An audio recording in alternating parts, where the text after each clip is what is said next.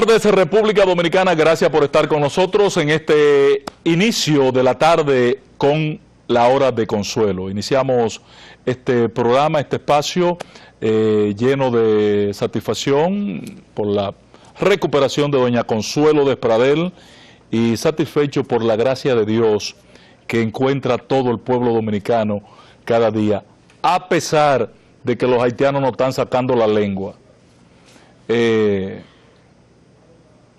Gracias por estar con nosotros. Señores, es obligatorio iniciar este espacio con el tema de Israel. A esta hora celebramos, nos satisface sobremanera ver la presencia del secretario de Estado norteamericano, Blinken, quien aterrizó ayer en Israel y hoy ha estado compartiendo con el gobierno de guerra, el Ministerio de Defensa, con el primer ministro, con prácticamente el liderazgo político de gobierno y de oposición, hoy unificado en un gobierno de emergencia que ha establecido Israel. Este momento es importante, emblemático, porque le está diciendo a el mundo, Estados Unidos, que sigue siendo y que vuelve a ser, porque mientras la administración Trump esto nunca lo respetó, vuelve a ser Estados Unidos aliado de sus amigos, amigo de sus aliados, incondicionalmente. Desde hace 2 días está en el entorno de las costas de Israel, está uno de los más importantes portaaviones norteamericanos y en este momento está llegando un segundo portaavión norteamericano a esa zona. Y yo hago votos desde aquí, por lo que he visto. La sociedad no puede seguir, nuestra civilización no puede seguir con este lastre que representan Hamas, Hezbollah y otros grupos terroristas en el mundo. Estados Unidos vivió una experiencia similar a la que acaba de vivir Israel. Vivió la experiencia del 9/11. ¿Dónde está Bin Laden y dónde está Al Qaeda? No puede ser otro el futuro de Hamas que es. Oigan lo que voy a decir, va a ser duro, pero tiene que ser así, por el bien de nuestros nietos y de las futuras generaciones. Donde quiera que haya un miembro del Hamas, así sea en el vientre de una madre, hay que eliminarlo. Donde quiera que esté un miembro de Hamas, hay que eliminarlo. Si no, ese operativo que tiene Israel no tiene sentido. Si entró a la Franja de Gaza con los más de 300.000 efectivos militares que tiene en la frontera, tiene que ser para terminar con Hamas. Miren, yo en mi vida, que soy un pro-israelista, pro-norteamericano, furibundo, nunca pensé ver acercamiento entre árabes y judíos. No lo pensé ver nunca. Sin embargo, se está dando el acercamiento. Esta semana iban a firmar un acuerdo Arabia Saudí e Israel. ¿Quién iba a pensar algo igual? Que los árabes. Pero ya lo hizo con 3 estados árabes más, que ha estado firmando acuerdos y estableciendo relaciones. Inclusive las relaciones entre Irán e Israel se han no mejorado, porque decir eso sería un abuso de mi parte, pero se han enfriado. No hay ese ambiente. ¿Por qué? Inclusive esa relación entre Arabia Saudita e Israel mejora, acerca a Israel a Irán. Irán existe para destruir a Israel. Ese es el concepto de esas 2 naciones. Irán existe para destruir a Israel. Entonces, cuando tú tienes un escenario de esta naturaleza, que ha ido mejorando, que nadie pensaba. Ustedes saben cuál es el inicio, el origen del conflicto entre Israel y los árabes. Ustedes lo saben. Ustedes saben cuál es el origen de los conflictos. dos hijos de Abraham que se pelearon y que uno nació de una sirvienta y el otro nació después, y que eso es todo, y los hijos de la sirvienta son los árabes y los hijos de Israel son los hijos de la esposa de Sara. Eso es todo. Exacto. Eso es todo. Dos hermanos que pelearon, y tenemos una historia de 3.000 años, 3.000 años con ese pleito. Yo no esperaba en mi formación, en mi limitada formación intelectual y con conocimiento de historia y de cultura, muy limitada, porque yo no le dedico tiempo a esa vaina. Yo no esperaba ver un acercamiento entre árabes y judíos. Coño, y se está dando, y vienen estos cabrones HSDP a destruir el momento que se estaba conquistando. Y te voy a decir, nosotros estamos viendo lo que está pasando esta semana, pero hace más de 3 años que no pasa una semana sin un bombardeo de los Hamas desde la Franja de Gaza a Israel. No pasa una semana sin un bombardeo de cientos de misiles. Esa gente que ganó las elecciones políticas desplazando a la OLM, a la Organización para la Liberación Palestina, que hay una historia detrás de eso, búsquenla para que ustedes vean la historia que hay detrás de la Organización para la Liberación Palestina. Lo desplazaron del poder y han llegado al poder para coger los recursos del Estado palestino solo para combatir a Israel. La gente más pobre, más jodida, porque no hacen más nada. No hacen absolutamente nada en procura del bienestar del pueblo, de la gente. No. Pelear contra Israel. Le entran 10 pesos y compran 2 misiles para tirárselo a Israel. Eso es todo, señores. ¿Ustedes creen que eso es posible en la tercera década del siglo XXI? Para esta civilización, eso constituye una verdadera afrenta, inaceptable. Aplaudo desde aquí la presencia de Estados Unidos, simbolizada en el jefe del Departamento de Estado, el secretario de Estado norteamericano, y esos 2 portaaviones que están anclados ya frente a las costas de Cisjordania. Era hora de que alguien parara a Hamas. Ojalá y el pueblo palestino se pueda reencontrar consigo mismo y con la sociedad, con el resto del mundo, porque no tiene sentido lo que ha pasado. Los mismos palestinos se preguntan qué fue lo que pasó. Vayan y véanlo. Ahora, los fanáticos de Hamas, yihadistas,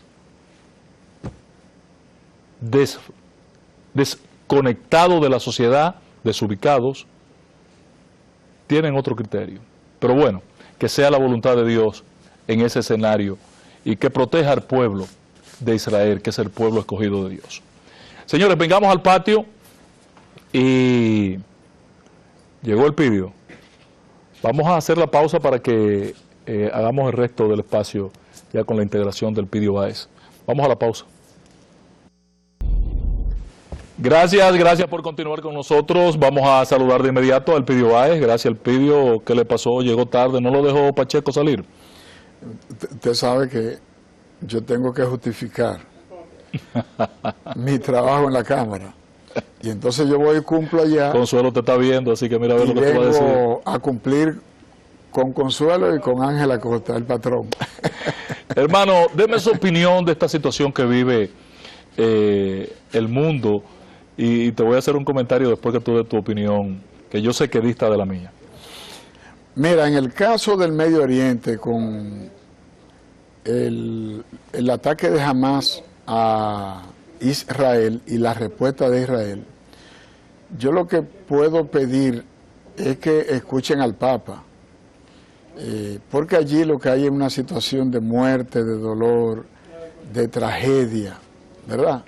Y el mundo está evidentemente muy compungido, muy afectado y muy sorprendido de la violencia y de la agresividad que ambos pueblos están exhibiendo, prácticamente se están autodestruyendo. Y lógicamente yo prefiero pedir que se escuche al Papa, porque allí lo que debe es dialogarse y allí lo que debe es primar la paz para que esos dos pueblos continúen desarrollando su vida normal, porque evidentemente nunca voy a apostar ni por la violencia, ni por la muerte, ni por la destrucción. Pero hay que eliminar a Hamas, el PIDI. Yo no soy partidario de la violencia. ¿Tú querías que se quedara Al-Qaeda vivo? No soy partidario de la violencia. Hay que acabar con Hamas como sea. No soy partidario de la violencia, porque al final... Ellos son unos inadaptados. No es posible que en esta sociedad, en esta civilización, sigamos con este tipo de gente desadaptada. Pero yo siempre he entendido que que debemos abogar por la paz y que hay que encontrar los canales para pacificar el mundo. Estoy de acuerdo. Porque este mundo en guerra, ¿qué nos ha dado a nosotros? ¿Qué nos ha dado a esta civilización? Sangre, dolor. Entonces yo entiendo que si el mundo se ha desarrollado en los niveles que ha alcanzado, el hombre debería de alguna manera apostar por la paz del mundo, por la paz en las familias, para que el ser humano pueda vivir como género, como raza. Pero yo no abogo por la violencia y tampoco soy partidario de la violencia ni de la destrucción, sino de la paz y de la convivencia pacífica. El PIDI, hoy contamos a 12 de octubre, se celebra un año más, un momento más de algo que llaman el Día de la Raza. ¿Tú estás de acuerdo? ¿Es el Día de la Raza o el Día del Exterminio? ¿Cómo lo llamamos? Mira, estamos hablando del tema de Hay una sola raza. La humana. Que es la raza humana. No hay negro, blanco, amarillo, azul. Sí, hay negro, blanco y amarillo, pero son de la raza humana todos. Existe el ser humano. Exacto. El ser humano. Y entonces, aunque esta fecha se está celebrando y se viene celebrando con todo el tema del descubrimiento. Exacto. De 1492. Sin embargo, su celebración debe ser reorientada, porque hay quienes entienden que hay razas superiores y hay razas inferiores. Pregúntale a Hitler si creía en eso o no. Por ejemplo, pero hay mucha gente que lo sigue creyendo.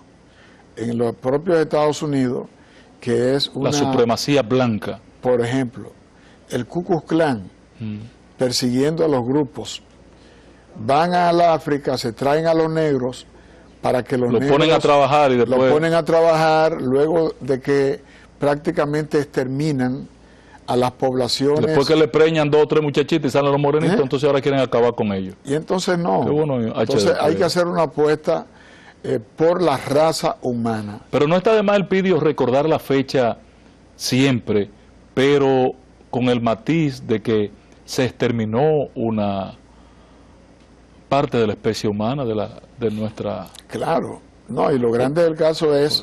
Cómo han sido desplazados, y siguen desplazados los indios. A pesar de que estamos viviendo en el siglo XXI, por ejemplo, en Estados Unidos, crearon una zona para preservar...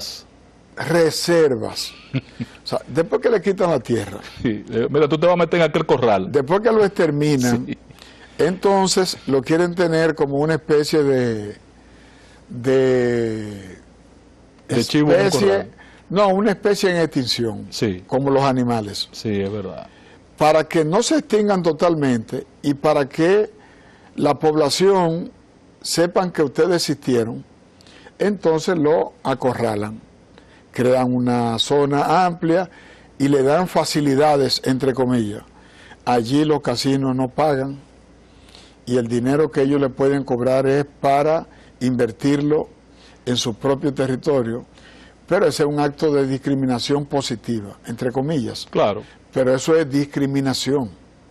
A esa población originaria de esos pueblos luego que lo exterminan, que lo expulsan y que cogen su tierra y se la venden y se la distribuyen, entonces ahora quieren que le den un premio de la paz, porque ellos están preservando lo poco que queda de la población originaria que habitó esos territorios. Este continente. Sí. Y a mí me da a veces mucha pena, Elpidio, cuando tú caminas parte de Sudamérica, Perú, Ecuador, el mismo Salvador, muchas partes también ahí en Centroamérica, cómo los indios son realmente,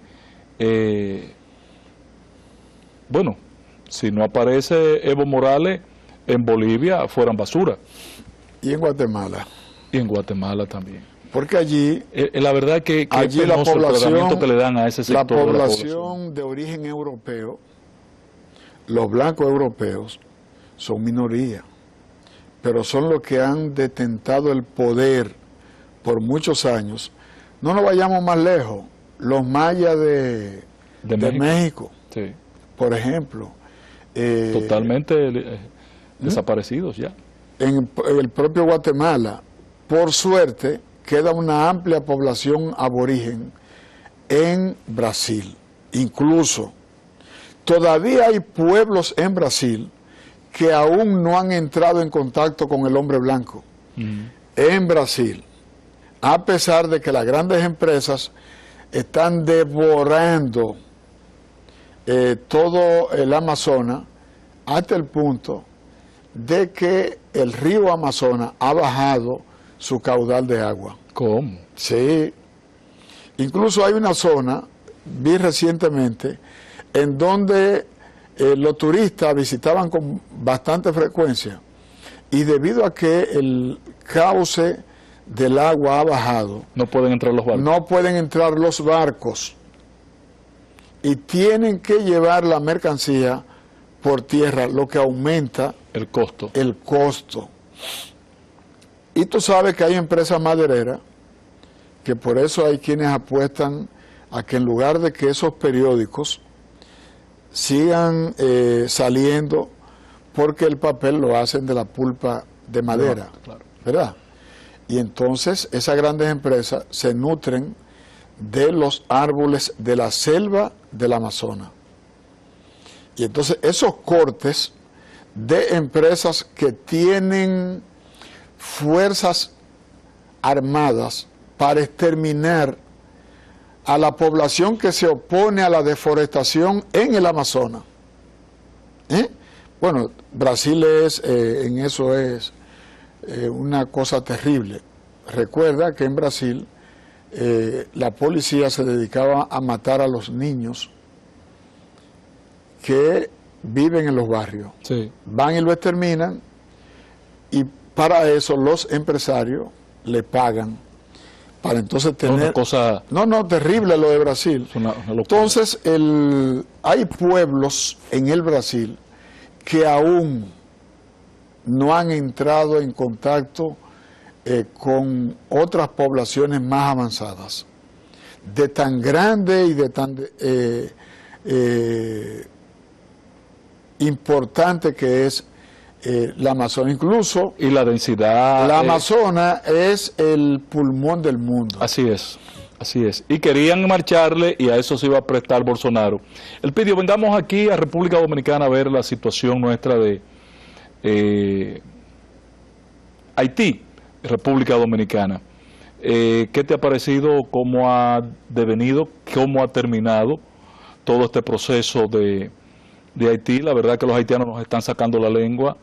Creo que están reaccionando con mucha dignidad, y nosotros como país, como nación, como gobierno, debemos entender que ese tema no debe ser nunca manejado políticamente, para que no termine como estamos terminando, con las medidas que asumimos, que la criticamos, que el pasado lunes tú fuiste muy contundente también, en cuanto a lo desproporcionar de las medidas y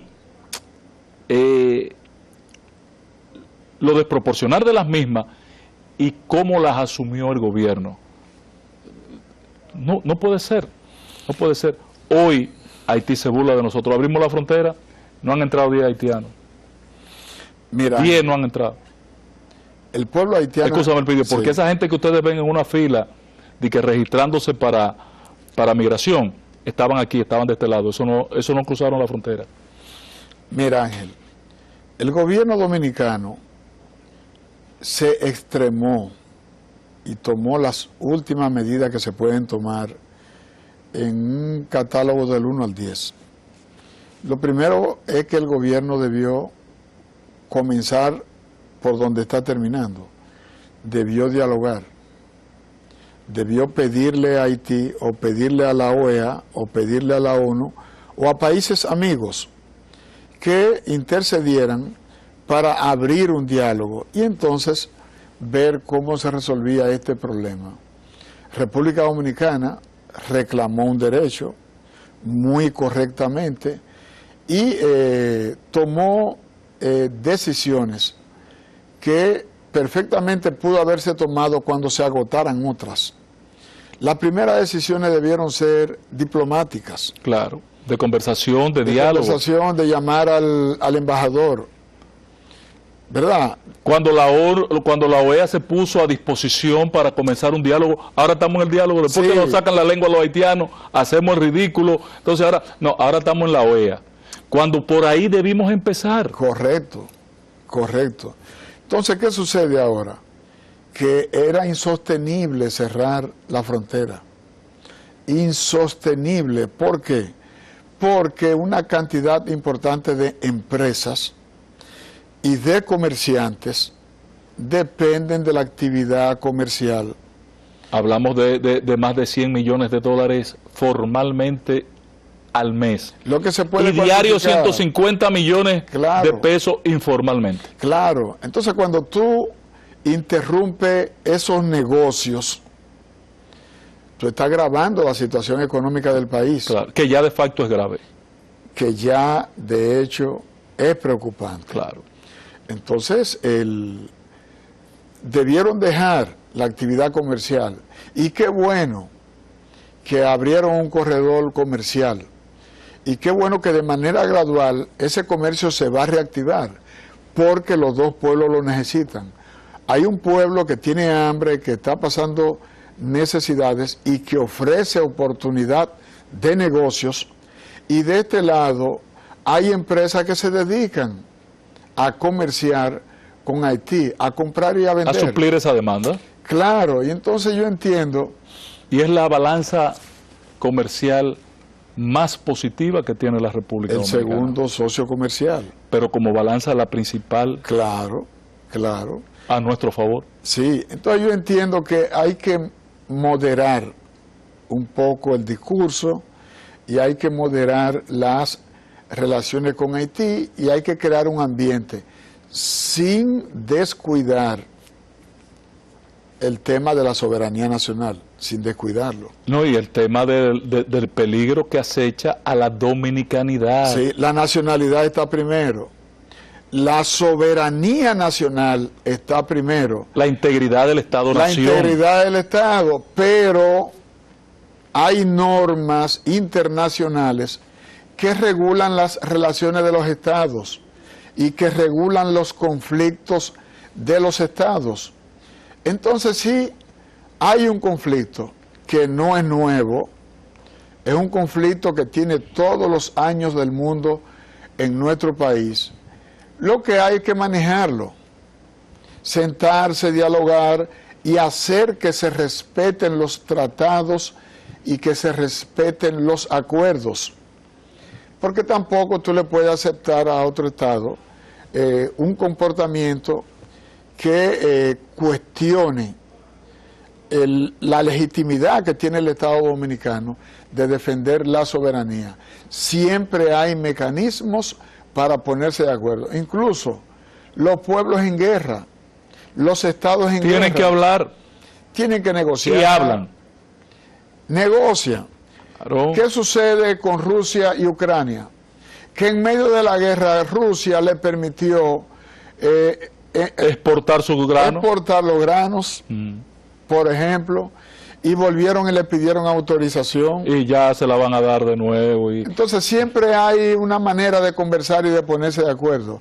Y qué bueno que el gobierno ha comenzado a crear las condiciones para la reactivación del comercio. ¿Cuántos comerciantes están arruinados en este momento? Exportadores y productores de huevos, productores de pollo. Cuyo subsidio a ellos el gobierno no lo va a sustentar en el tiempo.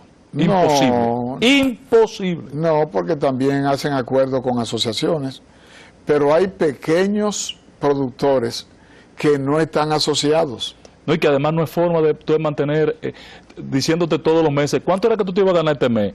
Yo me iba a ganar 10 pesos, pues mira, el gobierno te lo va a regalar para que tú no vendas, como no vendiste nada, mira 10 pesos. Eso tú lo puedes hacer un mes, ni dos lo puedes hacer. Pero también están los compromisos bancarios. Exacto. Y otra cosa que todo el mundo sabe, y son los negocios informales. Todo el que se dedica a actividades comerciales en los mercados, ¿Tú crees que no está entrando comida a Haití? A las 5 de la mañana cogen dinero prestado y lo pagan en la noche. En la noche, todos los días. Pero tú crees el que tiene un triciclo, el que tiene ¿Tú un crees que no está camión, entrando comida a Haití hoy? Entra, porque también los estados saben que hay situaciones que deben permitirlo. Por ejemplo, ¿qué dice la ONU? Guterres, el secretario general de la ONU, dijo que hay que habilitar un canal humanitario, porque ellos tienen almacenes en la República Dominicana, de este lado de la frontera, y de manera regular llevan alimentos a Haití. Pero mira cómo está poniéndose en peligro. Con fines humanitarios. Mira, está en peligro en este momento Codevi. No solamente en peligro, la cantidad de dinero que ha perdido y lo mal que ha quedado y la zona franca, con clientes a quienes no ha podido despacharle sus mercancías. Y las zonas francas de coreanas que hay en camino bueno, entrando un poco más adelante, después de Codevi, después de Juana Méndez, hay una zona franca coreana que es 3 o 4 veces más grande que Codevi. Hay muchas empresas en la zona franca, en la zona fronteriza, que están protegidas por la ley... que era 128, ahora es 1221. Sí, que es justamente una ley de incentivos para que se establezcan empresas en la zona fronteriza y de esa manera retener la población en ese entorno. Sí, para evitar que la gente finalmente termine yéndose. Es un programa muy viejo que viene con el plan de dominicanización de la frontera. Que es necesario fomentar porque la 2801 no cumplió su cometido. O no le permitieron su implementación, yo lo que creo es que cabalmente. Que no se ha fiscalizado bien. Porque hay una cantidad impresionante de empresas que reciben los beneficios, pero no se instalan en la frontera. Y entonces se quedan instaladas aquí en las grandes urbes. En Santiago. No puede ser. Sí. Entonces tienen Santiago Rodríguez. Tienen un cacarón puesto allá en... Correcto, en Independencia. Y entonces el liderazgo político permite que se le escape una cantidad importante de dinero porque lo utilizan para subsidiar esas empresas. Pero esas empresas no terminan instalándose ni dándole empleo a la gente de Dajabón, a la gente de Pedernales, a la gente de Independencia, para solamente citarte algunos casos, a la gente de La Piña, que son las provincias fronterizas. Yo lo que creo es que lo que sí va a dar mucho empleo en la zona, sobre todo en la frontera sur, es el desarrollo del turismo. Sí. El desarrollo del turismo. Eso tiene una proyección distinta. Ya ¿cierto? lo estamos mirando en el este. En el este y primero en Puerto Plata, con el tema de Playa Dorada y demás.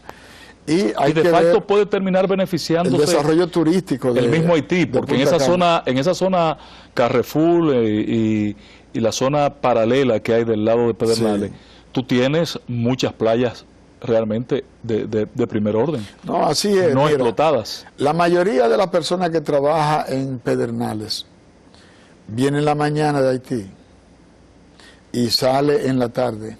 Sí, y se regresan a su casa. Claro. Entonces, cuando y ese haitiano o dominicano que hace esa praxis debe ser acreditado o documentado de manera distinta al que hace el trasiego mediante un pasaporte. Ese debe ser acreditado, carnetizado. Pero la mayoría de esas personas trabajan en casas de familia y en negocios, ferretería, colmados, de dominicanos. Y tienen toda la vida. Elpidio, entremos al quehacer político, hermano, porque yo creí que todo había pasado bien en el PRM. Y entonces, bueno, yo tengo 2 semanas felicitando al PRM por las primarias, pero resulta que ayer descubro que en el Tribunal Superior Electoral hay 70 casos y solo para ayer había 17 en rol de audiencia. Que han llegado. Que habían llegado ayer, sí. Estaban registrados. Eso en función de los resultados de las primarias. Sí. A partir de hoy, con los resultados de las encuestas, que se ha puesto loco todos los PRDistas, mira, en Cotuí, en Santiago, en el este, aquí en la capital, en Santo Domingo Norte. Yo vi una declaración ahí de Francisco, el de Santo Domingo Norte, que... Mira, yo te digo a ti lo siguiente. El proceso electoral es complejo y es distinto al anterior, al del 2020. ¿Por qué? Porque el proceso electoral del 20 estuvo, digamos, orientado, o sea, se regularizó y se reconfiguró por la división del PLD. Claro. Y con el tema de la reelección, ¿verdad? Entonces, el proceso de ahora, las fuerzas que acudieron aliadas en aquel proceso, en esta oportunidad, están enfrentadas. Y entonces la dinámica es diferente. Tanto es así que muchas personas pensaron que en las candidaturas que se están organizando a nivel municipal, los aspirantes iban en coche. Resulta que cuando hacen las primarias en algunos municipios y en algunos distritos municipales, la mayoría de los aspirantes perdió. Su partido los votó en contra. Imagínense que cuando vayan a ser evaluados afuera. Perdió. Y una parte... ha demostrado que el PRM es vulnerable, totalmente vulnerable. Y una parte de los alcaldes que le compraron al PLD y a la Fuerza del Pueblo también se fueron. No lo incluyeron en la boleta como parte del acuerdo. Y entonces ahora hay una situación enorme de nerviosismo, porque ya los que van como candidatos por encuestas ya se han dado cuenta que ellos pueden ser barridos en febrero. Que el hecho de que lo lleven de candidato, eso no le asegura absolutamente la posibilidad de ellos repetir. Ni mucho menos por la característica de que están en el gobierno. Y entonces hay mucha gente que se está dando cuenta, primero, que la reelección no es un clavo pasado. Todo esto lo ha puesto de manifiesto. Sí, que hay un ambiente difícil, que hay una situación en ebullición en los partidos y que los procesos serán totalmente distintos. ¿Por qué? Porque la mayoría de los militantes del PRM entiende que no se les cumplieron las promesas ni las expectativas. Así es. Entonces, ¿qué están haciendo? Esperando. Cuando someten a un candidato patrocinado por alguien importante del gobierno, le votan en contra. Y le han caído los palitos también al pobre Hipólito también ahora, con esta situación. Ahora Elpidio, ciertamente hay una situación, se ha develado totalmente las debilidades del PRM en torno a sus candidatos y sus candidaturas, pero donde parece que tampoco están bien las cosas en el PLD, porque ¿y cuándo es que vamos a dar a conocer las encuestas? Primero déjame decirte que el próximo 22, cae domingo. Sí, correcto. Habrá una asamblea de delegados en la cancha. Una convención nacional, una asamblea nacional. De delegados, donde habrá 4,000 y pico de delegados, 3,000 que son presidentes de comités intermedios, presidentes provinciales, municipales, de circunscripción y los miembros del Comité Central que pasan de 1.000. Entonces, ese acto es para oficializar la candidatura presidencial de Abel Martínez. ¿Solo la de él o hay más candidatos? Además, se va a proclamar los candidatos a las alcaldías y a las posiciones congresuales. Eso significa que como es el 22 y esas candidaturas serán proclamadas, entonces, antes de esa fecha, hay que anunciar el pacto, los candidatos de la alianza, hay que anunciarlo. Sí, obligatoriamente, sí, él pidió. Entonces, tenemos que en cualquier momento los negociadores, los equipos... Yo vi un anuncio hoy que hizo Jaime David Fernández Mirabal muy positivo, de que las cosas habían avanzado y que el equipo seguía trabajando, sí, y que en los próximos días, a la brevedad, se estaría haciendo un anuncio de la versión 2.0 del acuerdo.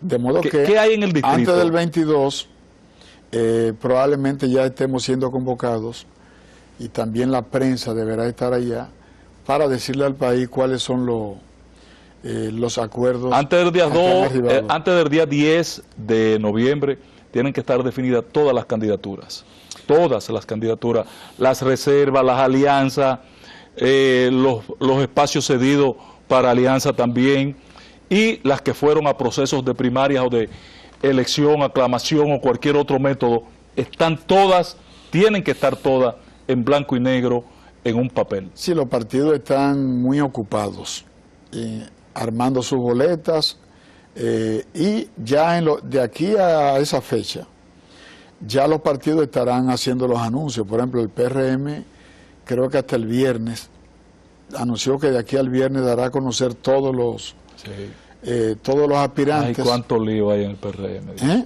Cuánto lío. Ahí hay senadores. Bueno, yo no entiendo cómo perdió Roberto Rodríguez la senaduría en la encuesta. No lo entiendo. Tienen que explicármelo bien.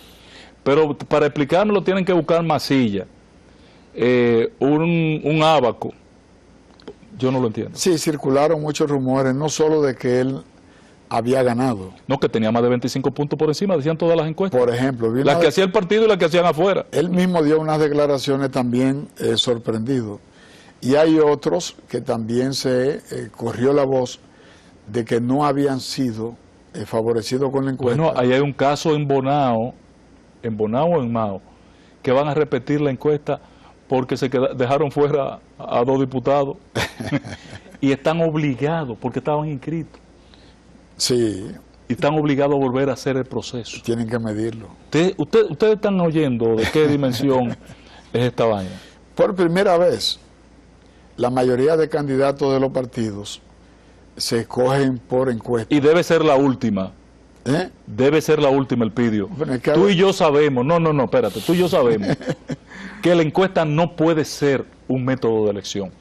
Que quien metió ese instrumento ahí le faltó el respeto a la democracia, a la institucionalidad. La encuesta es un estudio de opinión de un momento.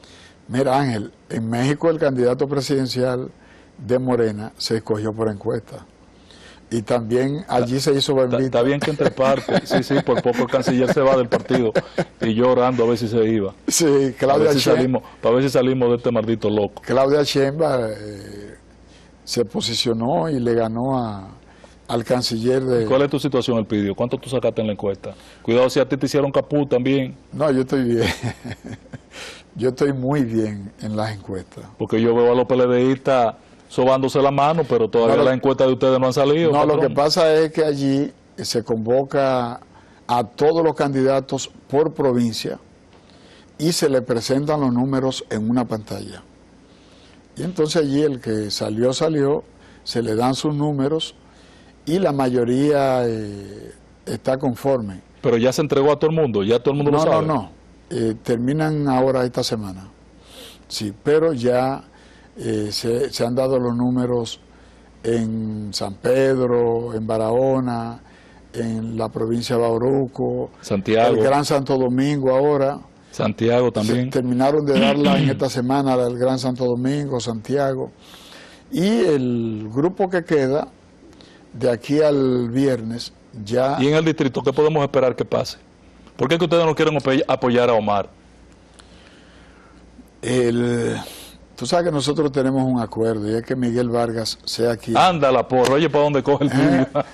Sí, pero hay una alta aceptación en el PLD y también en la Fuerza del Pueblo de apoyar a Domingo para la alcaldía y a Omar para la... Y en Santiago sería entonces... Y ha avanzado mucho, ha avanzado mucho. Sí, ha avanzado y desde el gobierno le tienen miedo. Sí, y creo que por eso está en peligro, por ese tema está en peligro Faride. Sí, porque quieren presentar a una figura. Sí, a Guillermo Moreno, aunque la información que yo tengo, la que yo tengo, es que el acuerdo con Guillermo es que sustituya a Miriam Germán en la Procuraduría. Esa es la que yo tengo. El pidió. Gracias, hermano. Don Ángel. Dígale a Alfredo Pacheco que le ponga un extra en su salario a partir de este momento. Ese mensaje se lo daré con mucho gusto. Gracias, hermano. Bueno, gracias a todo nuestro público. Aperturamos la tarde con todos ustedes. La próxima vez vamos a poner los teléfonos también para que hablen con nosotros. Nos vemos.